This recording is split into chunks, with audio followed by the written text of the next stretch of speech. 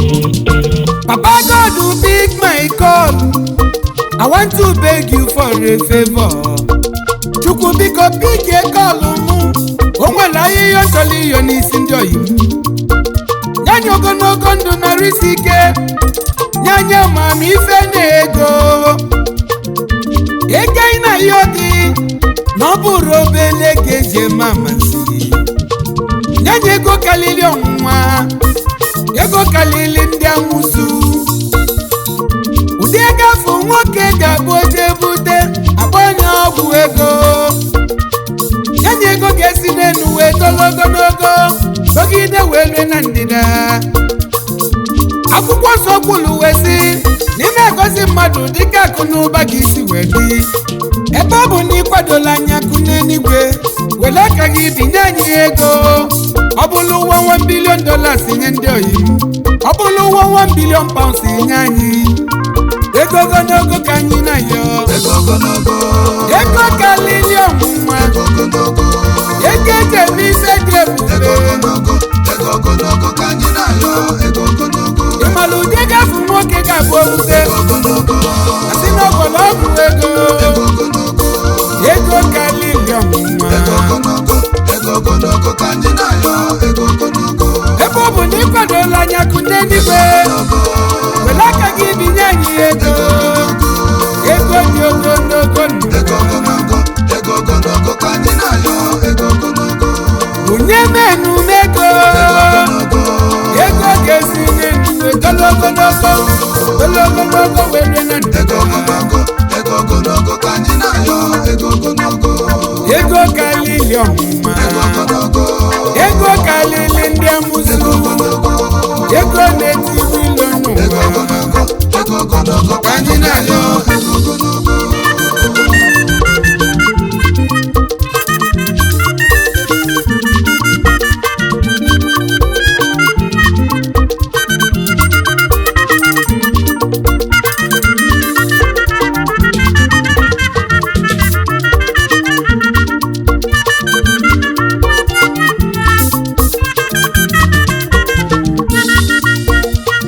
Kedu ife o ji bụ Chukwu gozie mmadụ o bute ike agbanye ọgwụ ego? Kedu ife o ji bụ Chukwu gozie nwa ogbenye o bute nnukwu ego ọbụla ọgwụ ego?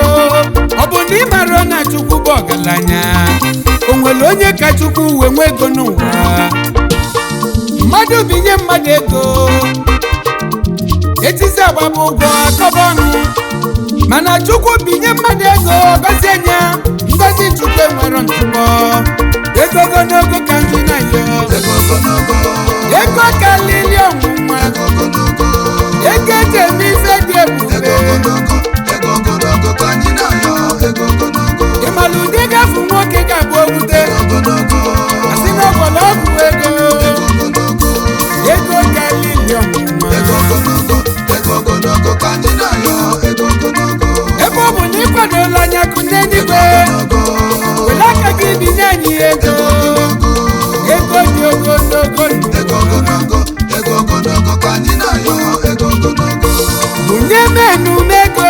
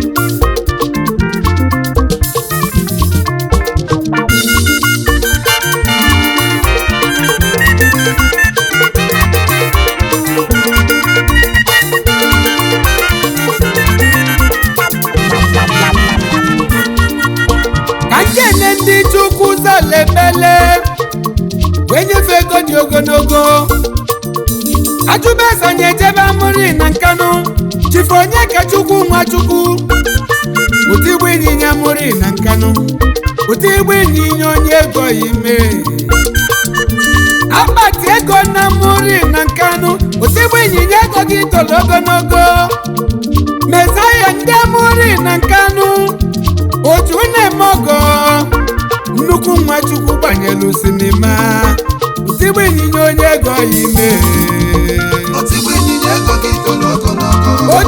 ịnyịnya Chairman Chief Executive Officer Akiska Assembly nke dị na South Africa Akis Real Estate Akis International Limited Otigbu ịnyịnya onye ego Mesaya ndị amụrị na Nkanu Otigbu ịnyịnya onye ego ogologo otu na-eme ọzọ Otigbu ịnyịnya Otigbu temesalaka Otigbu ịnyịnya na mụrị akpati ego na mụrị Simon ndị amụrị na Nkanu nnukwu Nwachukwu gbanyelu sinima Otigbu ịnyịnya Otigbu onye amụrị na Nkanu Otigbu ịnyịnya ego esoghị egwu ndị Igbo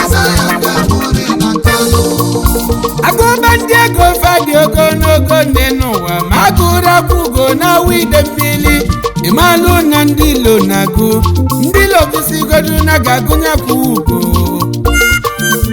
Chief Victor Nwaribeakụ akwụgo na wide mmiri my billionaire friend Mayor na wide mmiri bịakene Chairman Chief Executive Officer VCN Sports Chairman Harvester Hotel and Suites Nationwide agwalụ ụmụ mpịampịa mmụọ na-achụ ya lisi n'akwụgo na wide mmiri akala Chukwu nyela akwụgo dị ọkụ onye tinye aka n'ọkụ garụ ya akwụgo na wide akwụgo awawa obele nwa nwelego ogologo akwụgo dogwu CEO Harvester Hotel and Suites n'Owerri Harvester dị n'Ọlụ Harvester dị na Surulere VCN Sports number one obele Nwachukwu gbanyelu sinima onye wide mmiri onye telu korota n'ime wide mmiri verified billionaire akwụgo onye ego my billionaire friend akwụgo onye ego ugogbu Swachake akwụgo onye ego ego ogologo na wide mmiri esoghị egwu ndị Igbo ka ndị na ndị nise mụrụ nwa nwere ego dị ogologo Chief Emeka Alum Emitekom na South Ogiliga na Nise Chairman Chief Executive Officer Sunshine Plaza na Nike Lake Ogiliga nwa na Nise esoghị egwu ndị Igbo ego ogologo Ogiliga nwa na Nise kenelu m nlolo gị esi na-Emeka Alum ọma obi dị ya Ogiliga nwa na Nise nna mụlụ Hope Emeka Alum nna mụlụ Nnamdi Emeka Alum Aba Princess Aba Chidimma na Chinebuka Ogiliga na Nise Emi dollars na South obele Nwachukwu gbanyelu manini ogiliga onye eze nwa ma obi na-ebunye oyi mmetela onwe m nwachi Mozambique ego ogologo Chief Oliver Chibuike Ayo Ogbefi nwachi Meleze na Nsụka Ojichukwu bụrụ ụzọ na Nsụka Good morning Tanzania na Mozambique nwachi ezi oyi m ego ogologo ka anyị na ya olisa nwachi onye ego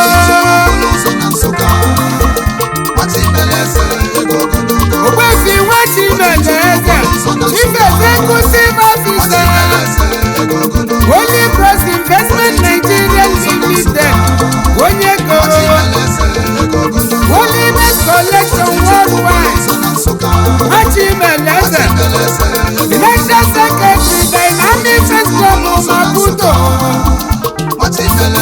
Member Corporate First Club na Maputo Enelu Mulologi Princess Maureen Uchizi Tere Chibuike Madam Do Ọmọ obi ya Ojichukwu bụrụ ụzọ na Nsụka nwachi Meleze egwelu ikolo ogologo ego ogologo ka ndị na yo ego kalili ọnwụnwa ego eji eme ife dị ebube ịmalụ ụdị gafu nwoke ga-abụ obute asị n'ọgbọrọ ọgwụ ego kalili ọnwụnwa ebe ọ bụ na ịkwadola anya kụnye n'igwe were aka gị binye anyị ego dị ogologo bunye menu mego ego ga-esi n'enu ogologo were na ndịda ego kalili ọmụma ego kalili ndị amụsụ ego na-etibi ilo n'ụwa anyị na-ayọ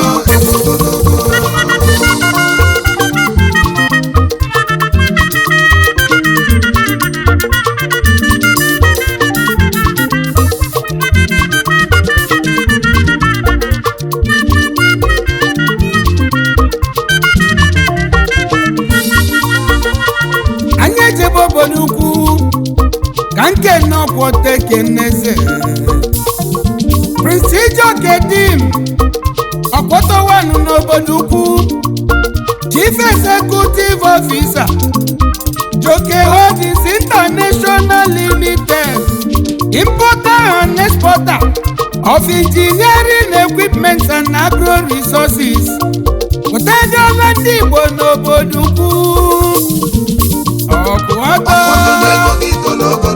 ọkpọte keneze ezi mmasị isi obi ukwu ta n'obodo onye ide atọ enelu m ụlọlọ Princess Amachi nyere di nne m ezi nne Prince Idera ọ dịrọ di m nne Princess dị mmadụ ada di m ọmalịta Princess na-enye di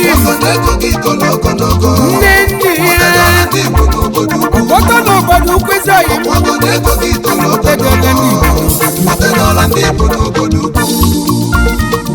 anyị ejebe Mbaise na ndị Mbaise mụrụ ofu nwe gị ya toro ogologo Chief Chukwuemeka Anyaọha ofu nwa na Mbaise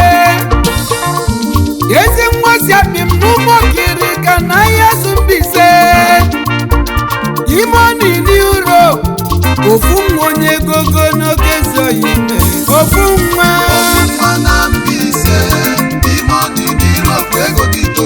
ofu nwa na mba 5 ime ọnụ n'Europe ọkwa nke bụ Chief Executive Officer Just Effect Global Nigeria Limited onye nkụ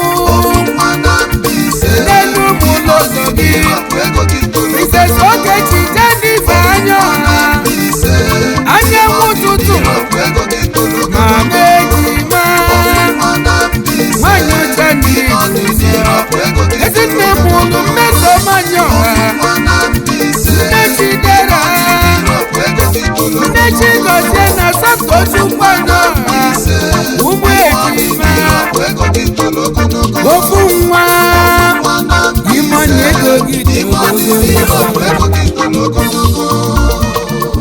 Odeku Empire, Odeku Dynasty, Olisemeko Kafo, Odeku n'Ojoto dike,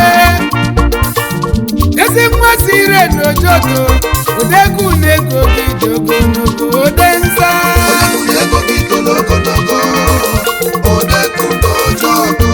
Odeku bụ CEO, Odeku Rentals, Odeku Empire, Odeku Dynasty. Good morning na Turkey, good evening na Vietnam. Densa, Densa,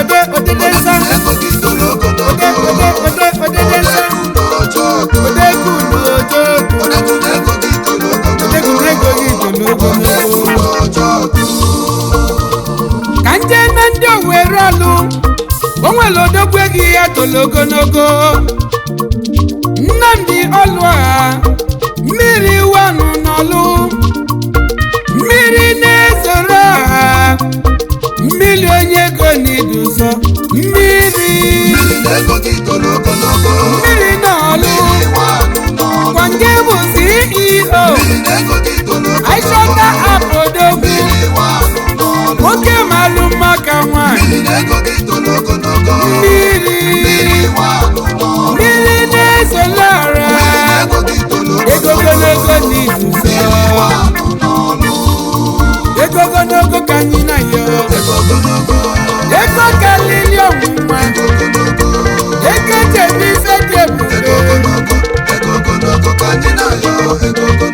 ịmalụ ụdị gafu nwoke ga-abụ owute si n'ọgwọlọgwụ ego kalili ọnwụnwa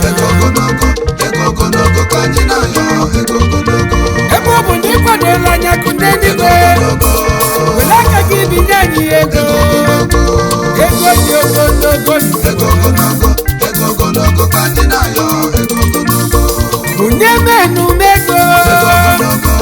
ego ga-esi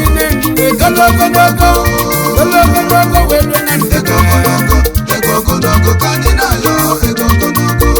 ego kalili ọmụma ego kalili ndị amụsụ ego na-etibu ilo n'ụwa ka anyị na-ayọ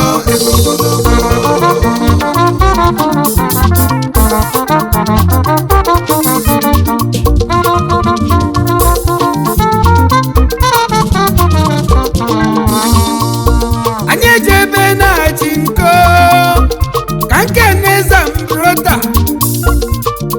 onye bụ chi Pascal Ude Zambrota na China obele nwa jelu China wee bulike Zambrota na-ego gị tolo ogologo Zambrota na China ezi mmasị na-enwe na niri n'Enugu steeti CEO Zambrota Investment Limited Odogwu ji building materials wee kalịsịa Zambrota Fashion Odogwu na-achị nko onye Zambrota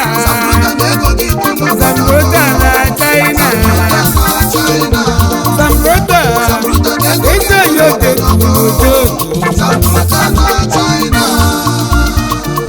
neni Indian burger Obinna Solomon na Cholanu Ezulaku wenu na wamama Ezulaku n'India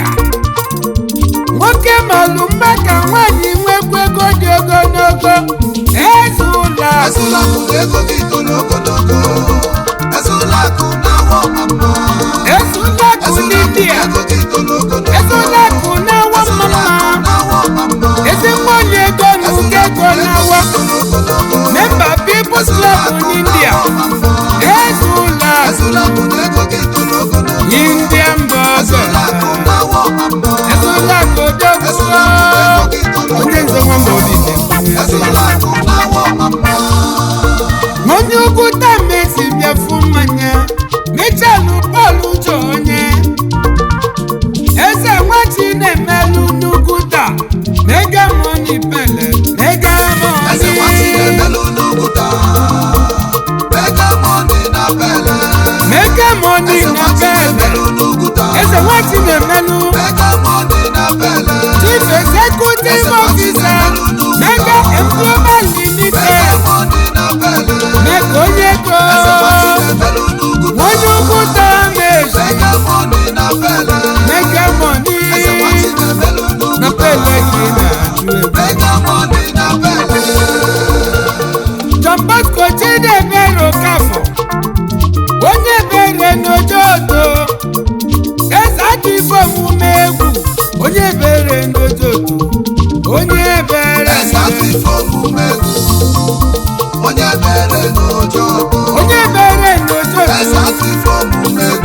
John Bosco Chidebere CEO John Bosco Commercial Motors Paper onye bere ojoto onye ojoto n'ide mmiri ka mbụ n'elu nwa onye Oraifite egwu ka o si sochukwu onye egwu Obama Faison onye Oraifite oke ego Obama Faison oke mma n'Oraifite ka o si sochukwu onye egwu obere nwa chukwu gbanyere sinima ego adị ogologo Obama real estate Obama boutique onye Oraifite kwụsịgo Obama onye ego ụba ego ogologo n'Oraifite ezi mma onye ego ego ogologo ka anyị na-ayọ ego karịrị ọnwụnwa ego eji eme ife dị ebube ịmara ụdị ga-afụ nwoke ga-abụ owute si n'ọgbọlọgwụ ego ego karịrị ọnwụnwa ebe ọ bụ na ịkwadola anya kụ ndị eluigwe were aka gị binye anyị ego ego dị ogologo onye menu ego ego ga-esi n'ejide ogologo